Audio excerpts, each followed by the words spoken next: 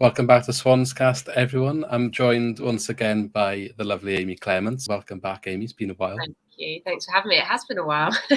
Yeah, I think we didn't get any of your lovely opinions last season, but right at the start of the season, we'll get some of your thoughts on the Swans and some of the stuff you've been up to, perhaps not necessarily just related to the Swans, football related, but I guess the wider sort of bigger picture and greater good in terms of what you're doing with Her Game Too. So it'd be nice to get your views on that and what the initiative or project is aiming towards. I don't know what you would kind of call it, but it's we'll talk about that. So as always, if you don't mind subscribing to the channel, if you do like what we're doing here, to keep up to date with what we're doing, and leave a like on the video as well to show support for us and also Amy with her work with Her Game Too.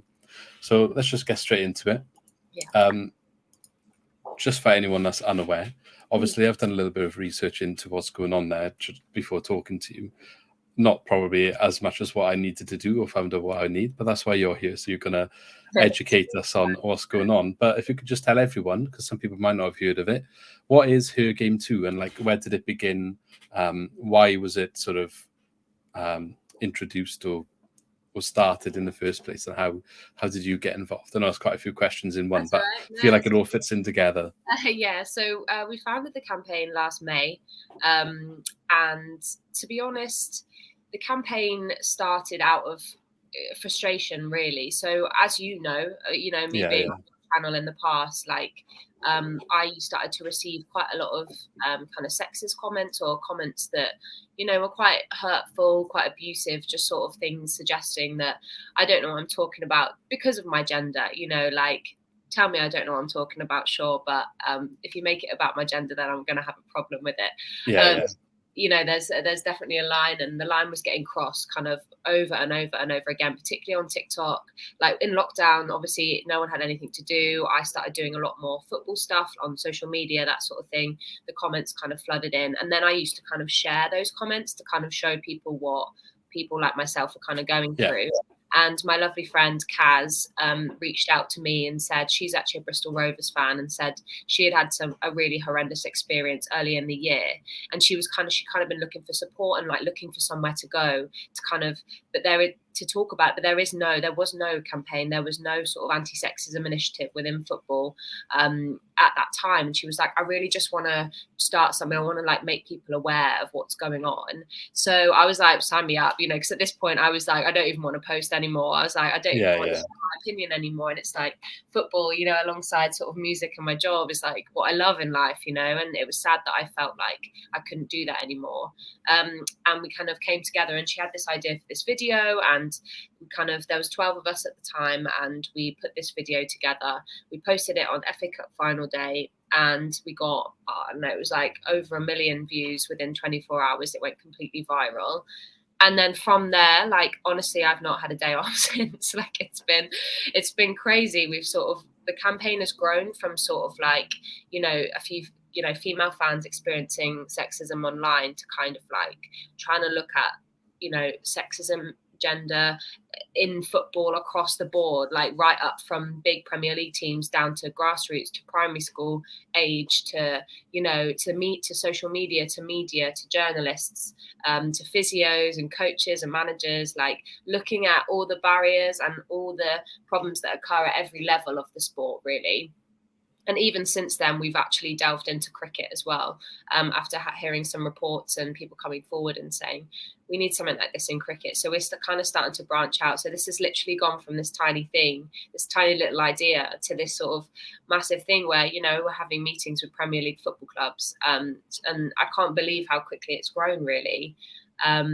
But it's going really well. And obviously with the success of the Lionesses this year, it's just getting bigger and bigger now. People are opening up their eyes to, women's football. And I know that's not where we started the campaign, or not why we started the campaign. It's become part of the campaign, across football generally. Like you say, whether that's players, staff members, or the fan experience, it's kind of hoping to change that for the better. And if you pair that with the success of the Euros this year, it's kind of, you can see the growth, you can see the acceptance of women in the sport and things like that kind of happening, which is amazing to see from the campaign's perspective. Yeah. Am I right in saying they just reached the final? Yeah, Sunday they're in the final, so against Germany, which is, I mean, for the campaign, it's like the socials on our campaign have just completely blown up, because people are tweeting about the Lionesses, they're tweeting about the Euros, and with that, they're tweeting about her game too, which is amazing. I've never seen so much coverage for the women's football. Well, England specifically. I don't know how well Wales do, but I don't really seem to see so much if they are doing well or not. But England, I watched the Wales game. I watched the Wales game. I want to say maybe like that third lockdown. I can't remember when it was, but it was the first time I was able to watch Wales women on TV, which is crazy. I think it may have been on S4C or something like that. I can't really remember what channel it was on, but that was the first time. I'm 28. I'm turning 28 next month. Like, it's the first time I've been able to actually watch women play the sport that I enjoy. And I played as a teenager. I didn't have the influences I had were men, so it's gonna change the whole landscape really of who gets involved. It's only a positive for well, the kids in school now. I heard forget his name, Arsenal legend. He was speaking. That's it. He was saying like he hopes that the success of the England football team this time will sort of like change the impact of how maybe PE sessions in school are run, where historically, and like when I was in school, you'd get like the boys would go and play football with the guy teacher, and the girls would go and play, I don't know, netball for example. But that's kind of like what it was, and no one really questioned it back then. But then when you think about it, like, well, how do you know some of the girls don't want to play football? Or even some of the boys don't want to play netball for that matter. Like, it's it's not a play where you want to play. Yeah, exactly. But it's good. It's good that you've branched out into all these areas. I feel like maybe what started off as a small idea, as you said, is the core principle is sexism in sport. And you started somewhere, and now you're expanding into other areas. And I'd imagine you can get into a lot more spaces as you continue to grow as well. Yeah, there's lots of other sort of one thing we are sort of looking at is we're partnered with like a pub group, for example. That's like one thing that's like another sort of level to that is, like a lot of women don't feel very comfortable going to watch like games in pubs and bars and things like that. So, you go, okay, well, how can we show that there's a support for them if something does happen or is said, because it is quite those areas are quite hotbeds for sexist comments and sort of like, why are you even here, sort of women feeling like they don't belong there. So we're working on things like that as well, which is really cool. I was just trying to look now because that reminded me of something I saw the Swans posted yesterday. I don't think it's the Swans initiative. It looks like you might know about it actually, but it looks like just that sort of behavior and like not necessarily just sexism, but bad behavior and making people feel uncomfortable. They're trying to stamp it out this season. So Swansea posted yesterday something about it's called Love Football, Protect the Game. It looks like it's been pushed by the FA and the Premier League and the EFL. And they're just sort of setting the standards of what is kind of acceptable and not acceptable behavior at football matches. And I think it seems like people are taking it seriously now. Yeah, for sure. I think that I think some of that stuff's about pyros and smoke bombs and things like that too. Because I think, like you say, like you want football to be somewhere that people feel comfortable. Like, it should be enjoyable and it should be crazy and it should be fun and it should be loud, but it shouldn't make people feel uncomfortable. I think that there's that line of like, you don't want people to stop coming. Why would you want people who support your club to not feel comfortable at your ground? It's things like that. And I think that Swans do an amazing job at trying to educate people and make people aware of all the things that they're working on to kind of make it a better place.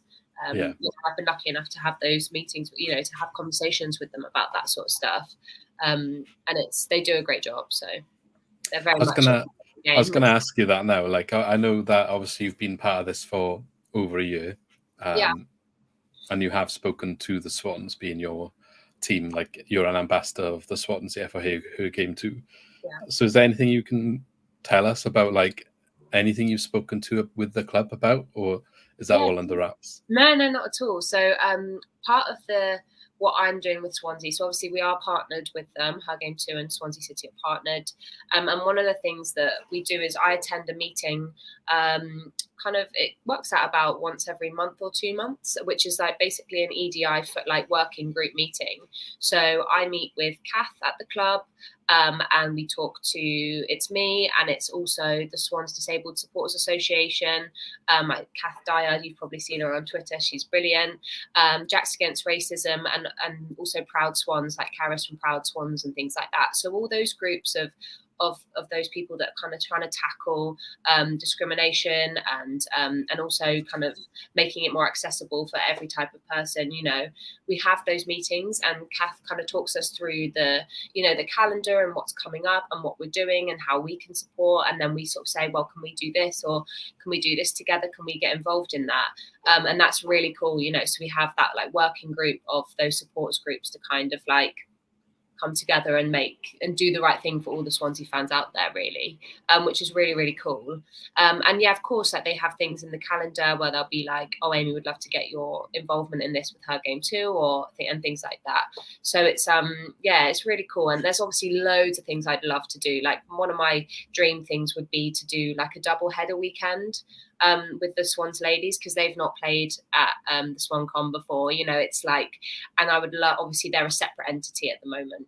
They're not like some clubs, they're joined and they're under the same umbrella and all that sort of stuff. But I said I went to an event at the stadium for International Women's Day in March, and one thing I said was that I'd love for it, like the men to play in like at the 3 o'clock kickoff, and then afterwards the girls to play on the pitch, and then people can just stay and watch them and enjoy that, because why not get behind them as well? They wear the badge, they wear the shirt. It would be awesome to have a bit more involvement of them. And I know that they are separate, so there's things that come into that, but I would love that sort of thing. It would just inspire so many young girls in the area, I think, to want to play it on that pitch as well, things like that.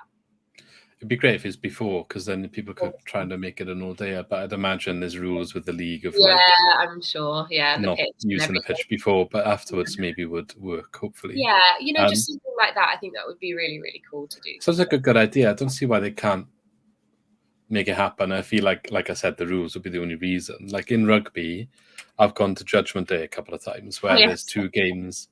They play the 2 derby matches in the Millennium Stadium back to back. So it's not like you can't have 2 sporting matches back to back. Like same day, yeah, exactly. It's just if somebody with authority, like it's been difficult or not, is the only reason I can see the stopping it. But I don't really understand, why are they separate identities? I don't really get why they don't just come in-house. Yeah, I think that from what I understood from that event is the long-term goal would be that they come under the umbrella of Swansea City.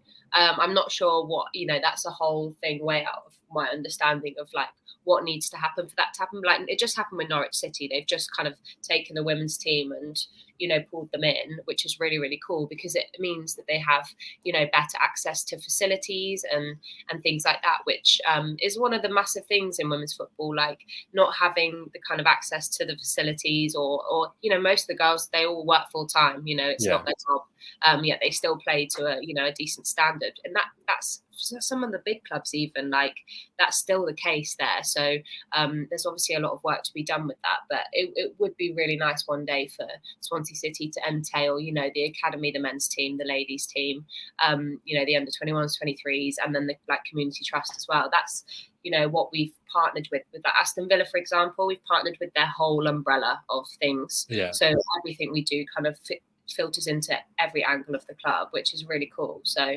and I guess that's kind of the future, isn't it? That ideally, I guess that all the clubs are linked, and when you talk about a club, you're talking about the men and the women, I suppose. Yeah, that would make sense. Because I see, when they launch the kit, they often include the ladies team in the kit launch, and they use the same kit, they use the same badge. So it's just weird to think, but actually they're not the same thing. It doesn't make sense to me, but I guess hopefully in a couple of years' time it will be the normal, and they do really well. The ladies, they're really successful. They win a lot of games, and it's like if people could get behind them a bit, it would be awesome. I think I'm going to try my best to kind of share a bit more this year about what they're up to as well, because it doesn't come through the main channels really. I have to keep an eye on them. Do you ever get to go and watch them? Or? I'm hoping to actually. I'm trying to like, obviously what my job is like, my tour schedule. I'm really planning on like on my day off next week, like looking at all the fixtures for all the football teams and seeing what I can actually make and what I can't make this year, because it's always a problem. Oh, you're going to come down for Blackburn next Saturday, or is that pushing it too much? I think I'm probably. Blackburn? Is that the first home game? I think it's the one afterwards. What day is it? I think I'm going to come on the 20th, hopefully. Of August, is it? I fly back from Ibiza that day, so hopefully I'll come straight there and enjoy some football. So that's good then. So obviously, small idea turned into a big sort of project now. A big yes, it's doing well. Job, So you've worked with like your club, and there's a lot of other people like you doing the same thing with their clubs. Yeah. So what's kind of next then? What's the future? What's the direction you go in? Is there like different goals you're trying to reach? Like where are you trying to go? So obviously there's 5 of us on the like league team, and we sort of like deal with kind of the general goings on of the campaign, take the calls and set up partnerships and deal with all the stuff, the emails. Like, if, as you can imagine, it's just chocker all the time. Like there's always people wanting to chat, and random TV things come through, radio requests, interviews, stuff all the time. And then so for as many clubs as we have an ambassador, and that ambassador is someone who is a season ticket holder, who goes to the games, that understands what it's like to be a fan of that club, and we sort of deal with them with the club as well. So say we have a meeting, like for example, I had a meeting with a championship club this week. I attended the meeting, that ambassador attended the meeting with me, and we sort of talked to that club about partnering up and what that might look like and what we could do together and that sort of thing. And then, the goals, to be partnered with all the clubs, really. We've almost got all of League Two. We're waiting on Gary Neville at the moment for Salford City. Has it been difficult? We haven't had a response from them, I don't think, actually. I think I've said this on a podcast before, so, but, all the kind of top 4 tiers of football, we'd love to partner with all the clubs. Obviously, the Premier League clubs are a different breed, like it's a different ball game with them. It's very corporate, and the word partnership doesn't always flow because of financial reasons and all corporate things. It's not so simple, but there are sort of ways around it which we're sort of learning. And wait till they get relegated, partner up, and then basically exactly that. And of course, like there are other things that we're looking at now. So a lot of people come to us and say, do you offer any training, like for in-house like anti-sexism, anti-misogyny training, just sort of educating about what it is, like what is sexism, like what is crossing the line, like what is acceptable, what isn't. And so we're kind of looking at the long-term goal would really be able to, we'd have like modules and courses that people could, we could send to schools, primary schools, because this is where the problems start. You have kids of 9 years old saying, oh, it's like a girl, like, okay, cool, what does that mean? Like, it's kind of about starting that young. And then also like within the workplace, anti-sexism within, clubs, there's lots of female staff members, and we have reports come through, and, kind of work on the education side of things as well. That's something we'd really be keen to do. But of course, like the dream would be to kind of partner with, I suppose, a body of sorts, whether that be the EFL, FA, the Premier League, that sort of thing would be the dream, and kind of make it a part of how football clubs are run, and the way Kick It Out is there, like it's embedded in the thoughts of like planning programs, education within the club. Like we'd love to be like that, that's sort of our goals, I suppose. I tell you what a good partnership would be. I don't know if you've had anything with this, but obviously the thing every year, Soccer Aid. Yeah, right. Well, but the way you're speaking now about your goals and what you're trying to do in the education, like obviously they're probably trying to do something similar but in a different way. Sure. Why can't they they're just fun charity matches. Why can't they mix them up with the gender a bit and involve another aspect of their goal, which can be in line with yours? It might be one for the future, maybe, if you can get in contact with them. Sure, plenty of work to be done. But with the education, like I think that is definitely super important. Not sure if you know if I've ever said on the podcast before, but I have got a teaching background myself. Not currently doing it, but trained to do it. So I'd imagine like something that you could do that would be beneficial is like getting into like assemblies and stuff like that in school. Absolutely.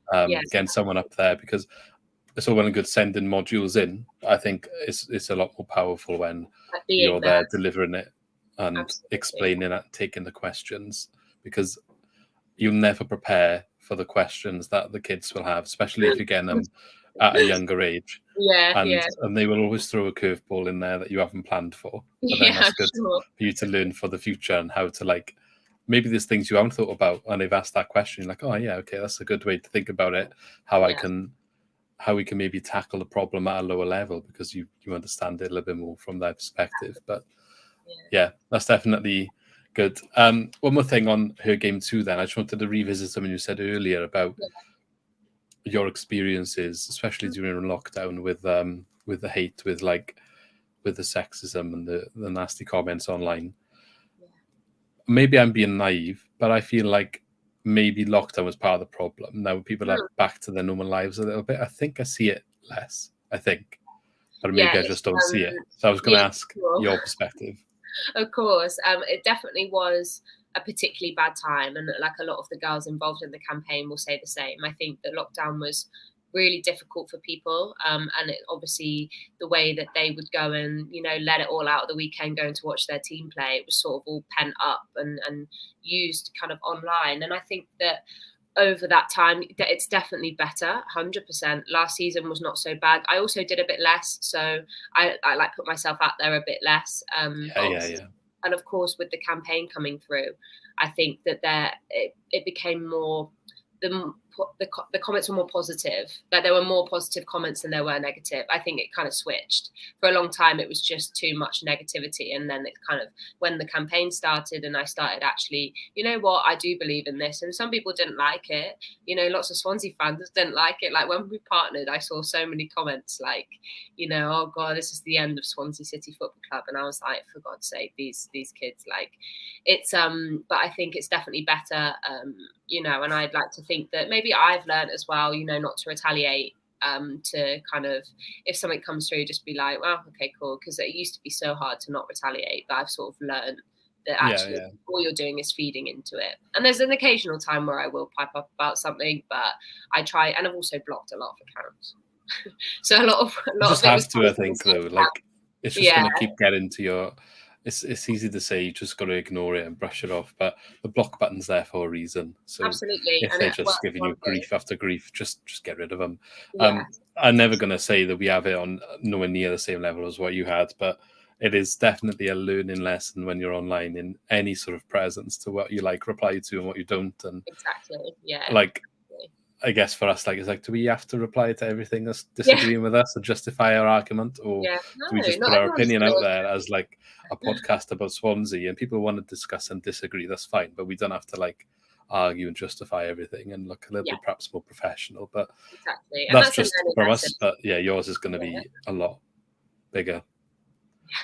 They're definitely not as bad, though. They're definitely not as bad. Well, I'm glad to hear that, because it definitely was times where you'd see stuff on Swans Twitter during that period, and it wasn't all nice to see. So bad, it was not nice. And has it affected me, like, going to games? Like, a little bit. Like, I don't know who's behind those accounts. I don't know who I'm going to be sat next to, or if I go to an away game. Like, of course it's but I'd like to think that in real life these people actually would probably be nicer than they are online. And I think people just get carried away sometimes. And I think that that's part of the thing we look at when we're talking about education. Like, when we the day that we go into schools and we start delivering this, like, those, like, on being online, being anonymous, it's like, it's not a great way to express your opinion. Like, if you want to have a conversation with someone you don't agree, have the conversation, but you don't have to turn to kind of anonymous abuse. It's kind of sad that, like, teenagers even feel like they have to do that. I feel kind of strongly about that why are they doing that anyways? What is it? Are they struggling? Like, do they have problems like that? I'm like, oh God, like, it goes a bit deeper then, doesn't it? Because there's no real reason to be like that, but it is what it is. They just think it's funny and get a kick out of it, look cool in front of their friends. It's all an act, isn't it? But like, quite often, why do you need to think you always have to look cool, or why are you always trying to impress people? I guess it's just like you say, and one of them does it, and then they all feel like they have to. It's like the school bully, though, isn't it? And quite often they're the ones that actually having a tough time in the background. But there we go. Hopefully it can continue to go in the right direction. Exactly. I think the more bigger platform you can get, the better. You've got, I think I saw, was it Alex Scott was talking about her game too quite a bit with some quotes. So it's quite a big, big voice. We haven't actually had a direct conversation with her yet, but obviously she is like doing her thing and we are doing our thing, and they're very much aligning. And obviously the dream would be to have her like kind of talk about us or have her do an interview with us. It would be an amazing sort of thing. And I know she's aware of us. I've seen her like things that we've retweeted, like we know, but it'll be really great to at some point kind of meet with her and actually talk about stuff, because she's just doing so many great things. Again, in terms of like sports media and things as well, she's that sort of like champion for that. Laura Woods as well, they're sort of like flying the flag and people are like, oh, women actually aren't bad at this. It's like, obviously, like when you've got people like that, role models like that, it's easy to fight your corner, I don't know if you know much about Formula One. Yes, I do. I think Naomi Schiff as well has just gone on the Sky team, and she was getting quite a bit of grief earlier this season. But just because, like, I don't really understand why people are like, she only raced like once or twice in W Series or whatever. Like, what her opinion's worthless. But it's like, well, hang on, what about all these other pundits on Sky that never raced a car? You never question them just because. Yeah, it's any excuse to kind of devalue what she may be able to offer. I feel like it's always like, well, they didn't do this, and it's like, look at some of the commentators in the men's football game, useless. But regardless, she's raced more races than most of the commentary team, and most of the people commenting. So like, I don't understand where you even getting that idea from. And it was nice to see like Lewis Hamilton coming out and a couple of others to back it up. And I think that. People criticize him quite a lot for the amount he talks about political issues, but I think he flies the flag for a sports person in terms of dealing with problems. I think he's brilliant this season with all the stuff he's gone through. I think that actually his voice is really powerful, and that people listen. I think it's good that he does that. Yeah, and people can dislike him as a person or whatever they want to do and say stick to racing, but ultimately, when you look back in like 20 years' time, I think the difference he made verbally be a lot bigger than the difference he made with his titles. I agree. But having more people like that, and I think the girls you spoke about in football as well are quite similar in their regard. Like, I think is Alex Scott now doing a lot of punditry work on BBC, but beforehand, like a year or two ago, it's kind of unheard of to have like female pundits there, so for sure shows a difference is being made, especially a black female woman as well. That's a whole other thing. To have someone like that as a role model is brilliant for like girls across the UK. It's amazing to see that someone can go and do that. After having a great career as well as a footballer, like people forget like she's a really good footballer as well. But we didn't know about it then, did we? Because it wasn't so much accessible then. If you look back on some of the stuff she did, she's been so successful. She has every right to be where she is now. Well, I'm glad to see it, and it just mixes up the opinions, because sometimes when you just get like a Michael Owens there because of his name, but does he actually talk any sense? Let's be honest. Exactly. Some of the stuff that comes out of his mouth is a bit like, well done, mate, thanks for that insight. But it's like exactly what we've just seen on TV. It's like, oh well, they scored the goal, so they won the game. Well done. Anyway, that's been a good conversation. Is there anything else you want to say about her game too before perhaps we move on to talk about Swans a little bit? If there are any girls watching or whatever and they want to get involved, drop me a message. And check out the website as well. We've got all of our information like on our deck and our strategy and all that sort of stuff on our website. It's literally just www.hergame2.co.uk. So check it out. Send Amy a message and check it out. Go for. Have you got a Twitter account? You have, haven't you? Yes, all of our socials are literally just at hergame2. So check them out. Our Twitter's growing. I'm sure you'll find it quite easy. Quite big now. Okay, great. So as you said at the start, we haven't spoken to you probably since maybe around the playoffs under Steve Cooper, I think, I want to Yeah. say. Around that time. Not sure exactly when. I know we had a couple of episodes with Jordan as well, where we were hyping up going to the Premier League. Yeah. Ultimately got disappointed. Yeah. But there we are. We're 2 seasons down the line now. And Russell Martin came in obviously really late last year. So first of all, before we talk about this season, I just want to get your views and your thoughts. How do you think last season went? And how do you sort of rate Russell Martin so far? Yeah, sure. I really enjoyed last season. So I kind of had no expectations at all. When Steve Cooper left, I was like, well, we're going to have to start from the beginning sort of thing. So I think that probably helped a little bit. I think that the minute that he came in, like within a couple of games, I could see what he was trying to do, which I think is really important, particularly as a championship club with no parachute payments. I think that having an identity is like the only way really to succeed. And I think that all the things he says are correct in that, like, he didn't have the time with the pre-season. He didn't have the players, really. The fitness wasn't quite right considering the type of football he wanted to play, that sort of thing. They were all correct. But you could see it getting better. Like every game I saw things where I was like, oh, that was good. Like that was brilliant. It got better and better. And then obviously by the end of the season, I was like, yeah, I could get used to this. Like, I don't want him to ever leave. I'm very much a Russell Martin fan. And I think that I was pleased with where we finished. I think that we kind of earned a kind of good reputation for the football that we played. And we were leaky as hell in the back. But generally, I think some of the football we played was brilliant and it was exciting and it made me feel good to watch it. And really, that's, a lot of what this is all about. Of course, I want to win and of course I want to go up. But if you can enjoy it, and finish mid-table, I mean, I'm quite happy with that. So I thought the football was great. It's quite funny because, like, when Cooper didn't get us to the Premier League and everyone was kicking off about him, everyone wanted him to go because he was too defensive, too boring. Yeah. Like, I would say 75% of the stuff you read from Swans fans was Cooper out, too boring. Let's just get somebody that plays good football, the Swansea way. And I don't care if we don't get to the playoffs. I just want to play good football. Yeah. And then last season, when we had periods of struggling, it's like, oh my God, Russell Martin out. We keep leaking goals at the back. At least Steve Cooper stopped us leaking goals at the back. Oh, look at Steve Cooper doing well in Nottingham Forest. It's like, well, you can't have it both ways. You asked for what we've got. Like, everyone asked for what we got, and the club listened to an extent. They did. I never necessarily wanted Cooper to go. Yeah, they did, exactly, yeah.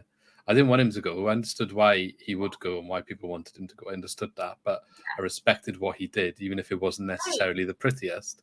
I wasn't too bothered by it. So, if you're going to win games and be successful, ultimately, third time he's done it, maybe he had a bit more resources at his disposal at Forest, but for sure. You'd imagine he would have had another crack here. But he obviously got fed up for the financial reasons as well, partly, I think, with the lack of a striker and all the rest of it.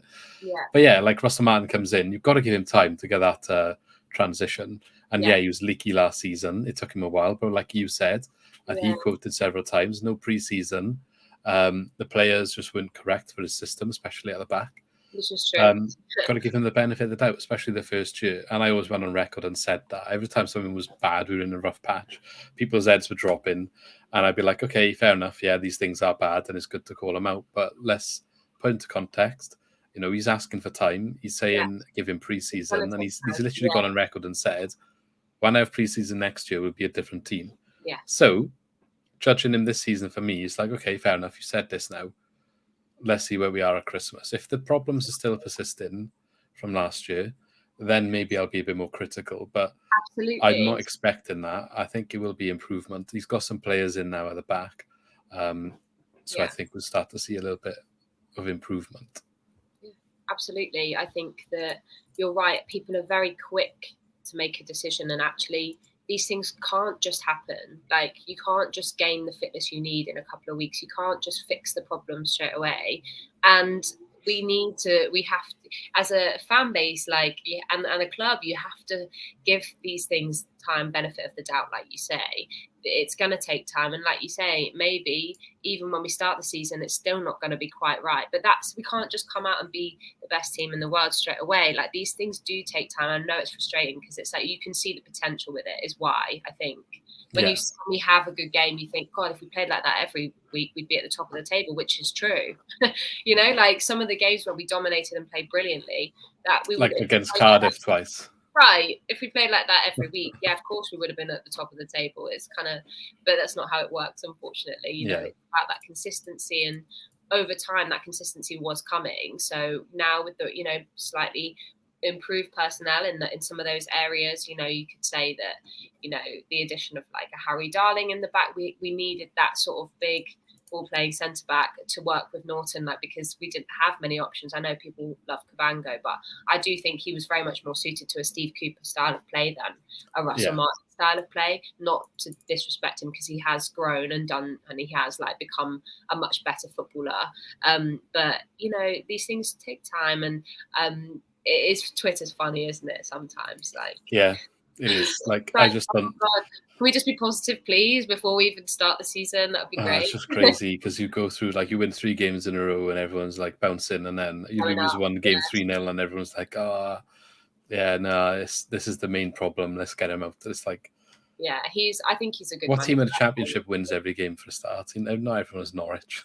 Yeah, exactly, and I think considering, I feel like with the transfers as well, it's all of them are making sense, really. Obviously there's the odd one like that is like, why has that happened? But he knows what he wants, he's getting what he wants, I think. Unless we're missing a lot of information. I think that it may not be this season as well. This may be a longer term thing, but I think I have a good feeling that he's the right guy. I really do. If we're going to go up, I'd love it to be with him, because I think that this is how we want to play football. He's allowing us to play that type of football, and how brilliant to do it with him. Because you get nervous, don't you? Like, oh my God, what if it doesn't work out and then he leaves and then we have to start again? If we just give it time. I'd rather continue on this path and try and reset again. There's a couple of signs that say to me, like, we're going in the right direction, and the players are on board as well. So if you remember back to last season, the whole Matt Grimes thing, the fact that he managed to like convince him to stay and sign a new contract, I don't think people talk about that enough. No, that was a massive deal. Like, I was really excited by that. I think that sort of thing shows exactly why, like, players would want to play. If your captain is saying, I don't want to play against this, I want to be a part of it, then surely people must know it's the right thing for the club. Well, he was basically out the door, wasn't he? Like, everyone was adamant that we made the wrong decision not selling him in the summer because he was going to go on a free. And I remember having a lot of arguments on Twitter about this, saying like, we should have just taken the 2 million for him because it's better than nothing. And I was like, you're insane. I was like, I'd rather him go for free than sell him for 2 million. And then he signs a new contract, and he was like, you would have let him go. Your captain, someone is probably worth 10 million if a Premier League club comes in from this season. Well, how much did Flynn Downs go for? Yeah, exactly. What is Matt Grimes worth then? Grimes has got far more experience than Downs. He's played in the Premier League and he's captain. He goes for more than 12 million if Downs goes for 12 million. Absolutely. So, you would have let him go for 2 last summer just because you were worried that he's going to go on a free. I'd rather lose 2 million. Yeah, with the potential now he signed a new contract, and if somebody wants him, then he's 15 million minimum. So thank you. Like, it's just insane people out there. I don't understand sometimes, but there we go. So going into this season, then, what are your expectations? So where did we finish last time? Was it like 15th or something, or something lower? It was looking like it was going to be 14th. I think it was 15th, wasn't it, on the last day? Higher than that, definitely. I think with the squad that we have, the identity that we're building, I am confident that we're going to have a good season. I don't think it's going to, obviously in the back of your mind, there's like, what if it all goes wrong and we end up in the relegation zone? But I don't think that's going to happen with the quality of the player that we have comparatively to other teams. But I think the top kind of 10 of the table is quite strong. I'm looking at clubs like, Middlesbrough, like even a Luton, Sheffield United, West Brom, Burnley, Watford, Norwich. Like I'm not sure where we fit in there. I definitely think it will be a top 10 finish. I'd like to think it would be a top 10 finish. I think that it might be that this season it's a 7th or an 8th. That's where I. You haven't watched our video that we did the other day, have you? Why did you say the same? Well, we did a tier list for the the table, and we had Swans in 7th to 12th because it's like in different tiers. So we Yeah. had them in the section just below the playoffs, like top half. Yeah. And then we were like going through the rest of the clubs, and it was like, okay, this is too easy. We put basically all the clubs that got relegated in the top 6. In the top 6, and the ones from last season. So like Sheffield and West Brom. And we were like, they're not all going to finish in the top 6. It never happens. So we were like, right, we're dropping one out. Who are we going to bump up from the one below? And we were like, let's just do the Swans. Because I know you're saying you think the top half's quite strong. Yeah. I think the league is weaker than last year. Do you think? I think you've got Norwich. They're going to be quite strong. Yeah, well. Burnley have lost quite a lot of players. Watford as well. Yeah. Have lost quite a lot of players. Nobody's really spent any money. No, you're right. Nobody has spent money. Yeah. Sunderland, I think, have spent 10 million on one player, and that's the most. Yeah. Fulham last year spent so much money. Like, it was obvious they were going to go up. I think what you're saying is right in that, like, it's not so obvious that Bournemouth and Fulham, like it was last season, I was like, it's obviously going to be them. This year it is a bit more like, oh, well, it could be Sheffield United, or it could be Norwich, it could be Burnley. Like, I guess it's a bit more open in that sense. I always say the parachute teams are going to have the advantage, but it's not like they're going out there getting these players. Like Stoke signing Dwight Gale is one of the notable signings, I think. And there's a couple in there, but most of the transfers are like free transfers between clubs in the league already. So there's just players already in the league moving around in the league for free. Yeah. And I think we've recruited okay, like in comparison to a lot of these teams. Maybe our recruitment suits us in a way that could benefit us to move up a couple of positions. So I know what you mean. Yeah, that style of play, it might come in handy there, because actually, like, there's some teams like Fulham, they just sort of bought all the players and were great because they had good players.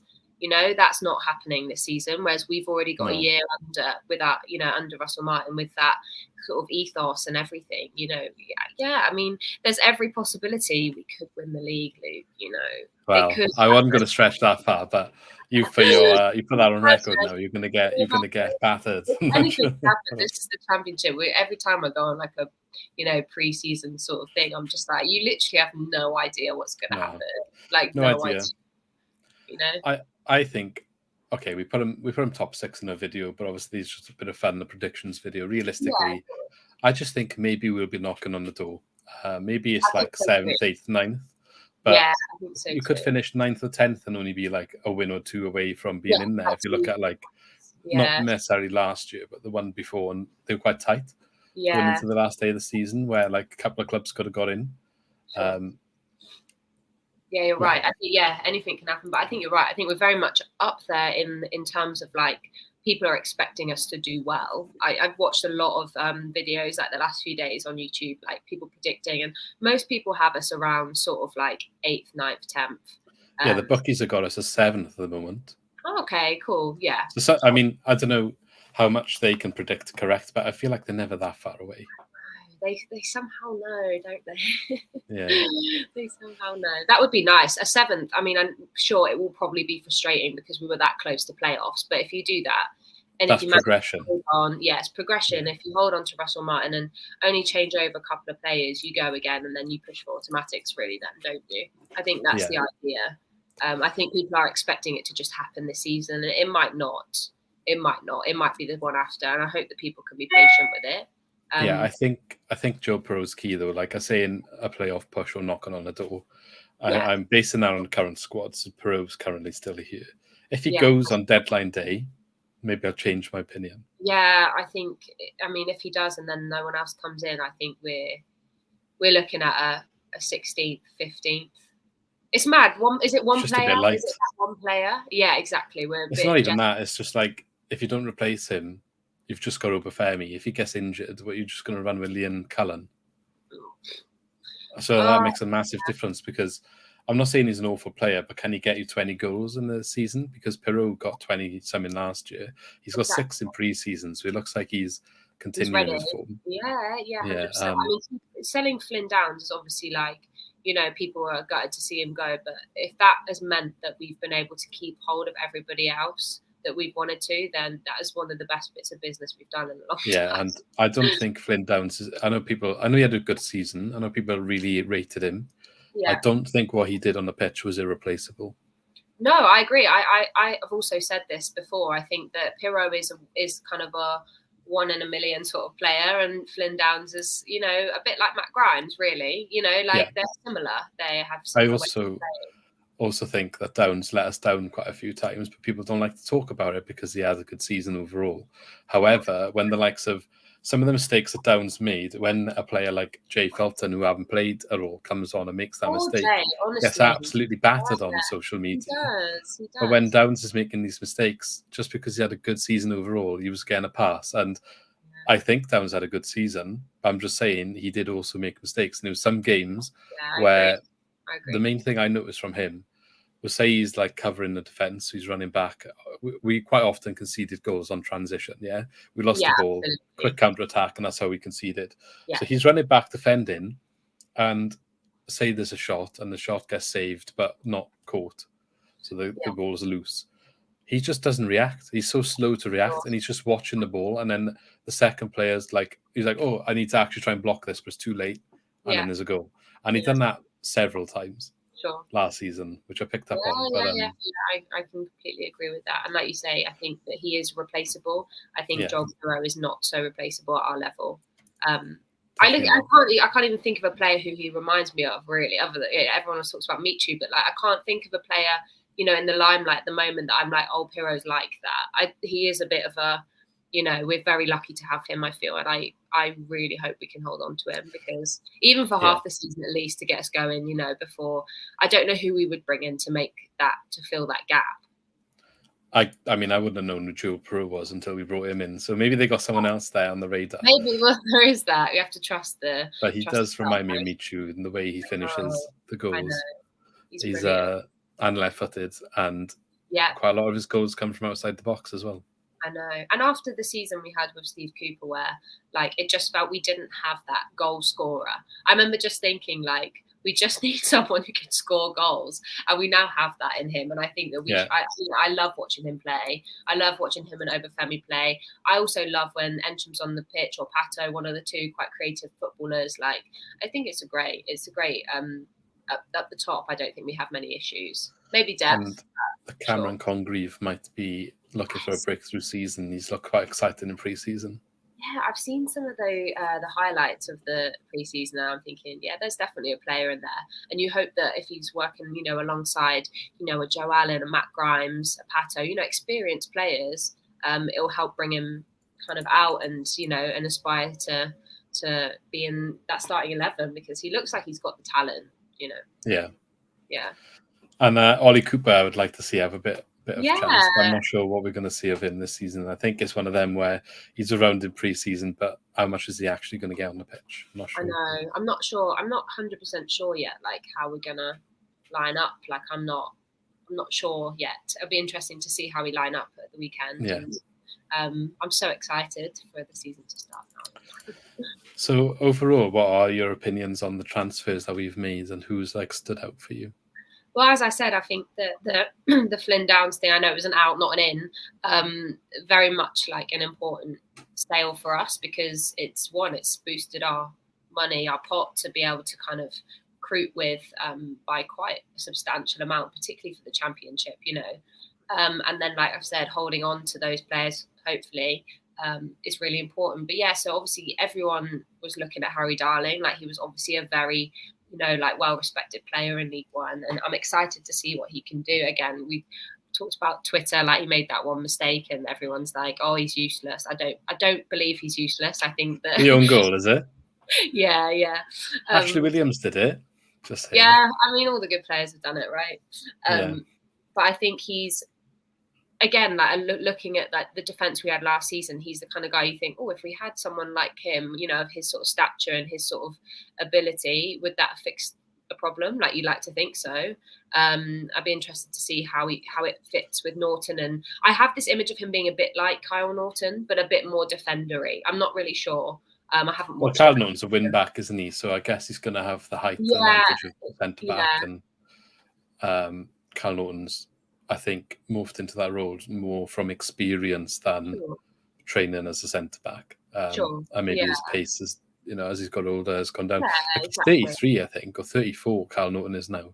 Yeah. He's getting on a bit. So, and ultimately, bringing in someone like Darling, maybe he's replacing him, but not like immediately. Kyle Norton's not going to play when he retires or whatever. Like, we need someone there, because as much as it sounds weird to say it, after the last season, all of a sudden our defence can't cope without Kyle Norton. I know. You go to the season we got relegated from the Premier League, everyone hated his guts. Brilliant. I know. I think he's one of those players that I think last season, actually, maybe because of the style of play, people started to realise again what a player we have there. And I think that you forget just how brilliant he is. Like, he doesn't do much wrong, to be quite honest, in my opinion. I think he just didn't have the support that he needed in that back three. He was just scapegoated before. Yeah, and people have actually seen that he's a good player. I love him. I'm a big Kyle Norton fan. I guess it didn't help when he was up against Rangel before. Well, yeah, sure. But yeah, I think that, I'm looking at this Wood, of course, another defender we've signed. I think that, again, we knew we needed more than one as well. We know we needed a kind of a bit of a rejig. And are they going to? Is this a back three we're looking at here? I think so. In the pre-season, I think it's been those two unknown. Yeah, which for me, I'm thinking that's better. Like, that's stronger. But obviously we've got Cabango there as well. He's just been injured, so I'm not sure who will start when they're all fit. Yeah, but you like to think. I think that with that, you can see the kind of defender that Cabango is. There'll be a specific type of opposition that he may be more useful for. Taller, a bit more physical. That he may be very, very useful in those games. Obviously, Sorinola as well. Don't know much about him. When I saw his name pop up, I had to do a Google and be like, "Oh, who's this guy?" He's been playing on the left, I think. Yeah, like wing back. Yeah. But I'd be surprised if maybe he doesn't go to the right and Manning starts. But I'm not sure. Manning's pretty solid. Like, he's Latabodia right back just doesn't fill me with confidence. Still, we haven't addressed that. He got a lot of praise last season towards the end, didn't he? And I'm still not sold on Latabodia. Maybe there's definitely a player in there. He's talented. It's just about where he fits, like you say. Yeah, do we put him in right wing back? He's had a couple of good games, and even Corey Smith had a good game when he played wing back role, right? But the problem is when you're up against a good team who can identify that as a weakness and they target it, because then they can't cope.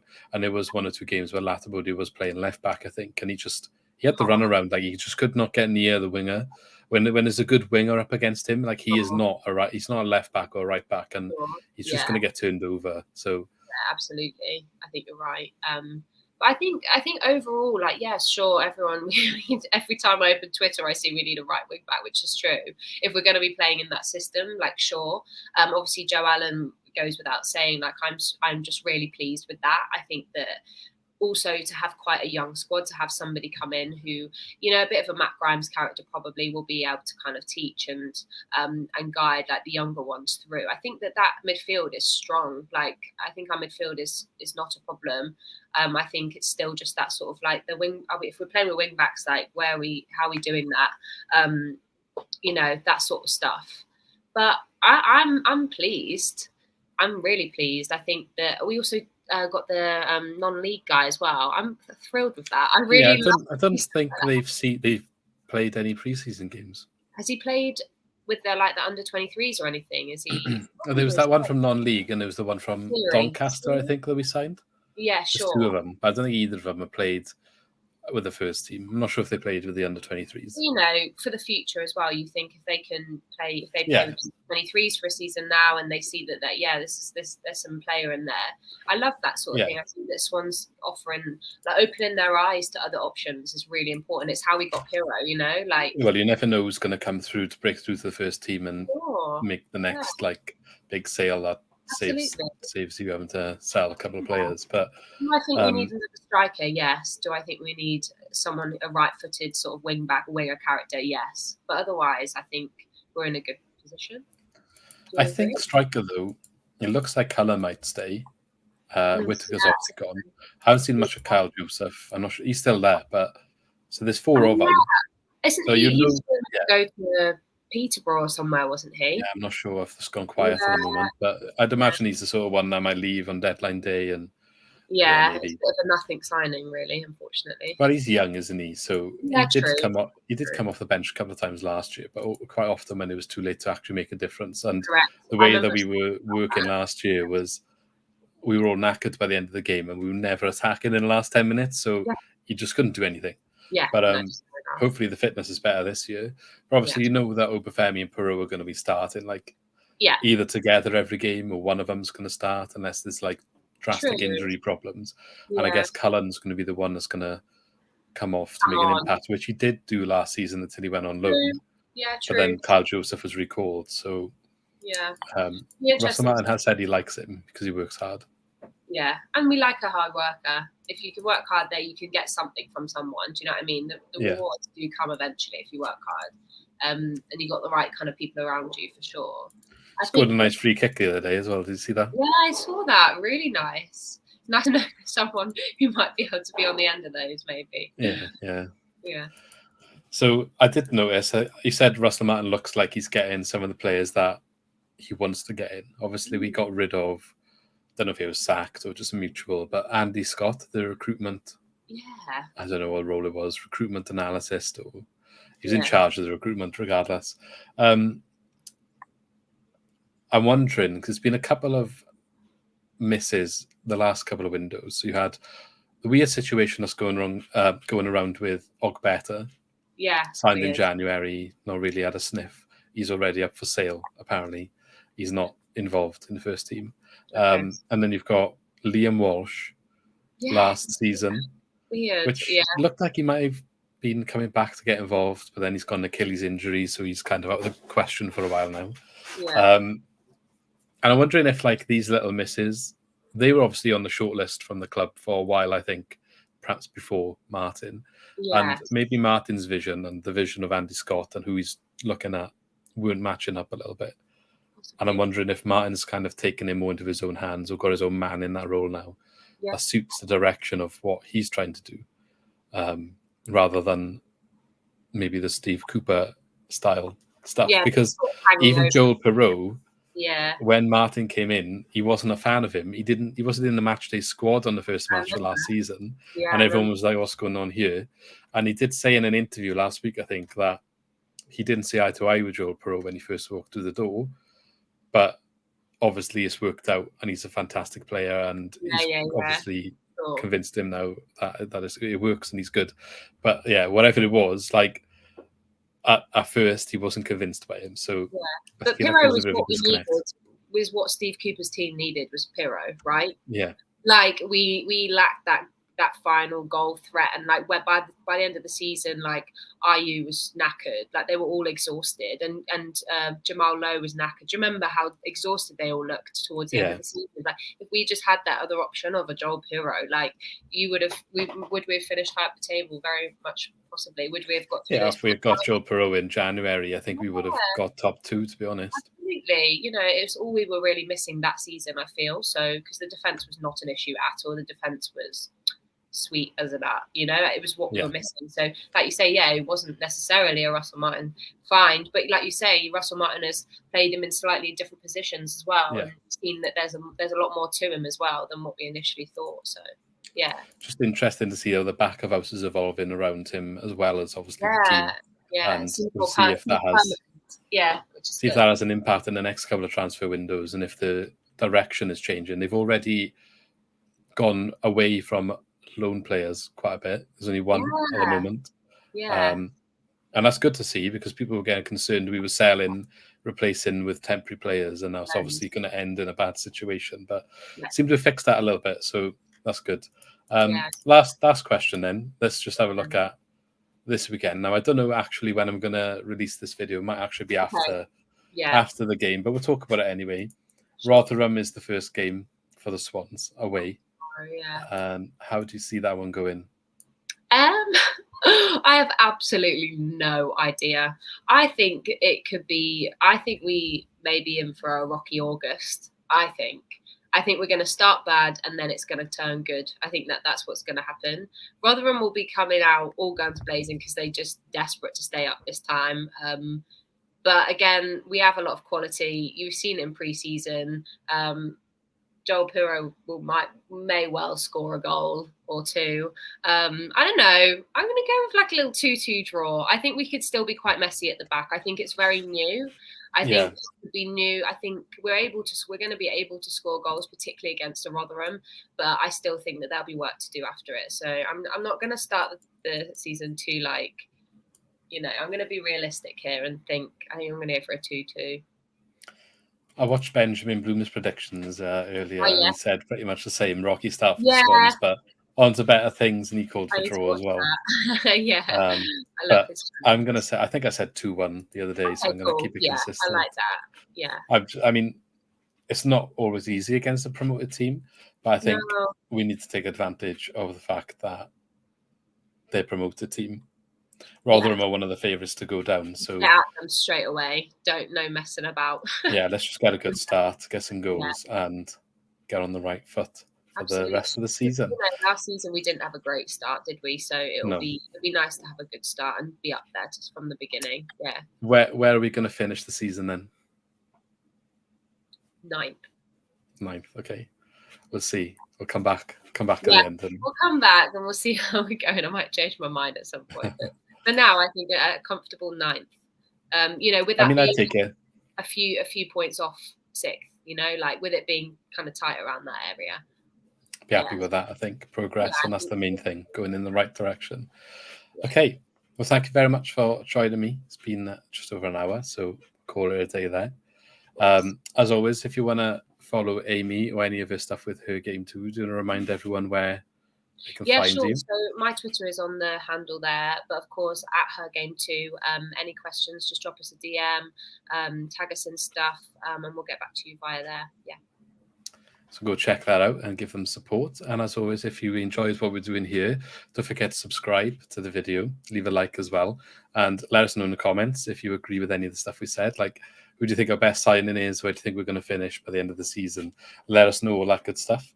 And we shall see you in the next one. So thank you very much, Amy. Thank you. Speak to you again.